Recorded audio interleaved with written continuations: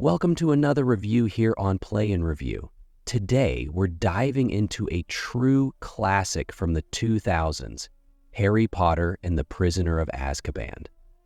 This game was released back in 2004 by EA Games for several platforms, including PC, PlayStation 2, Xbox, and GameCube.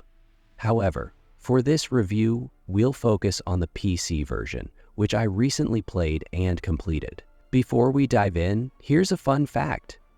Over 70% of you watching this video right now aren't subscribed to the channel.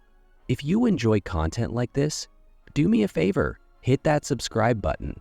It's free, it helps the channel grow, and it allows me to bring you even more awesome reviews. While you're at it, leave a like on this video and share your thoughts in the comments.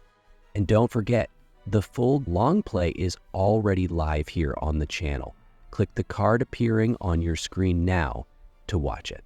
This game is particularly special in the Harry Potter series because, for the first time, you can play not just as Harry, but also as Hermione and Ron, each with unique abilities and roles. All right, that's enough housekeeping. Let's get started. I'll see you right after the intro.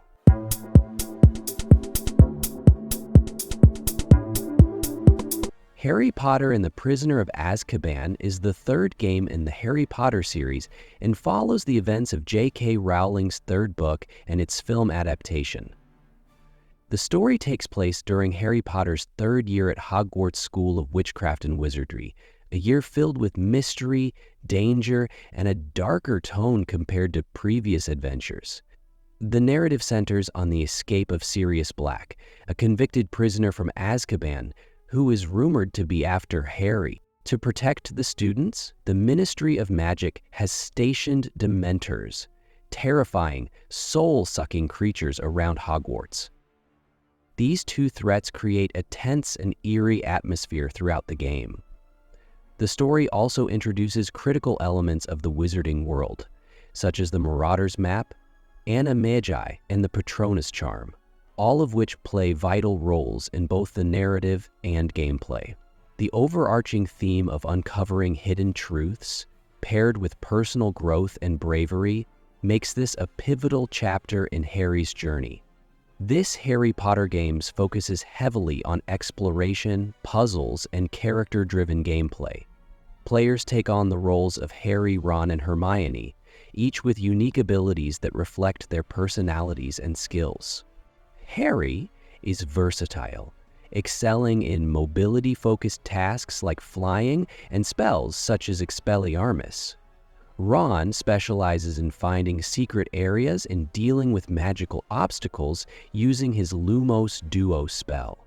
Hermione is a key character for solving complex puzzles, wielding advanced spells like Glacius, which freezes water and enemies. The game is structured around Hogwarts' day-to-day life and iconic events from the story, such as attending magical classes, encountering Buckbeak the Hippogriff, and exploring mysterious locations like the Forbidden Forest and the Shrieking Shack.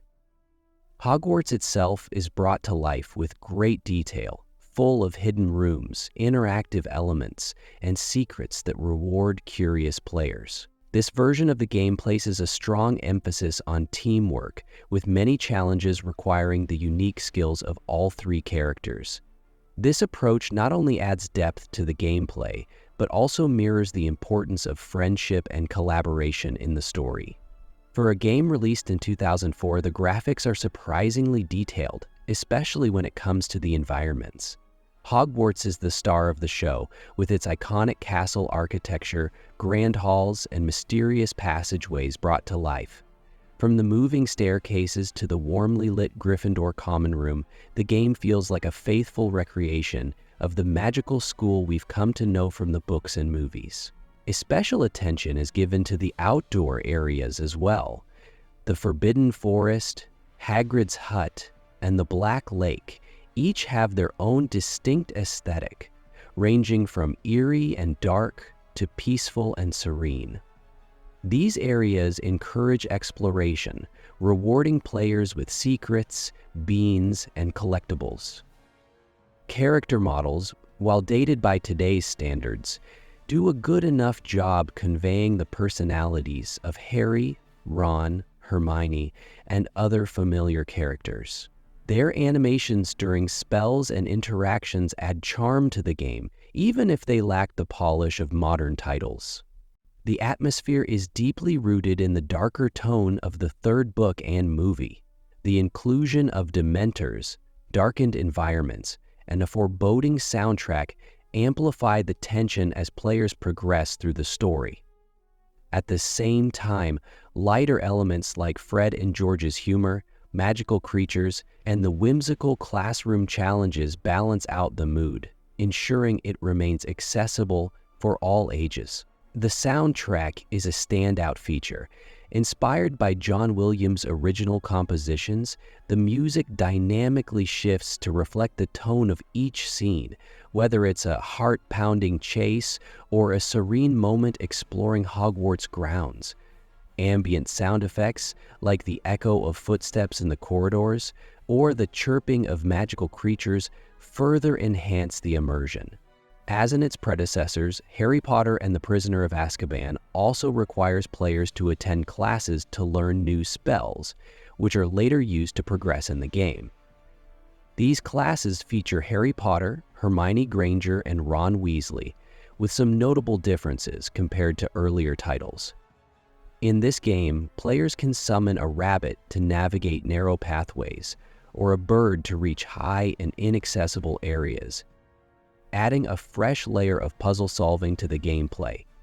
One of the more immersive mechanics in Harry Potter and the Prisoner of Azkaban is the ability to trade Bertie Bott's Every Flavor beans, the in-game currency, with Fred and George Weasley. The twins set up a shop where you can purchase various items that enhance gameplay and provide extra fun, like the Magic Collector's cards. These collectible cards are part of a minigame within the main game. Collecting them not only provides a sense of accomplishment, but also rewards you with additional information about famous witches and wizards in the wizarding worlds and the password cards that allows to unlock secret areas within Hogwarts, providing access to hidden rewards, bonus beans, or unique collectibles. They add an extra layer of exploration and replayability to the game. This shop system incentivizes players to actively explore Hogwarts and its surroundings to collect as many beans as possible. Whether found scattered across the castle, earned by completing tasks, or discovered in hidden passages, these beans add a fun scavenger hunt element to the gameplay. The challenge and pacing in Harry Potter and the Prisoner of Azkaban are well balanced, offering a mix of puzzles, exploration, and light combat. The game gradually introduces new mechanics and spells, ensuring players stay engaged without feeling overwhelmed. Key challenges often require switching between Harry, Ron, and Hermione, utilizing their unique abilities to solve puzzles or progress through the story. Optional activities, such as collecting Bertie Bott's Every Flavor beans or unlocking secret areas, add variety and replay value. The pacing is smooth, with a natural progression from simple tasks to more intricate puzzles, and the storylines are longer and more detailed compared to earlier titles, making the adventure feel more complete.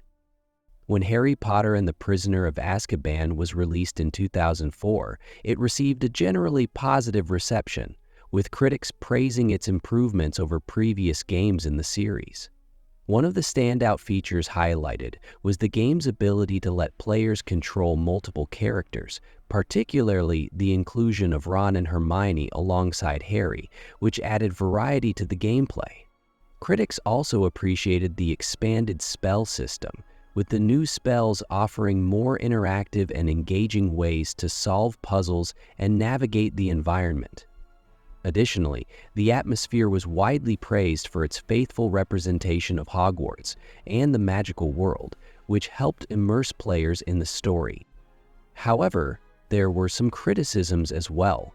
Some reviewers noted that the combat mechanics, while improved, still felt simplistic and repetitive, especially when compared to other action-adventure games of the time. The AI of the companion characters was also a point of contention, as they sometimes didn't react in the way players expected during puzzles or combat.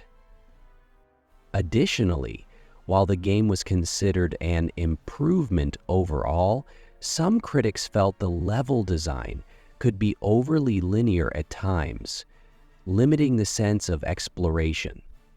These criticisms aside, Prisoner of Azkaban was regarded as one of the better entries in the series, offering a more refined experience than its predecessors.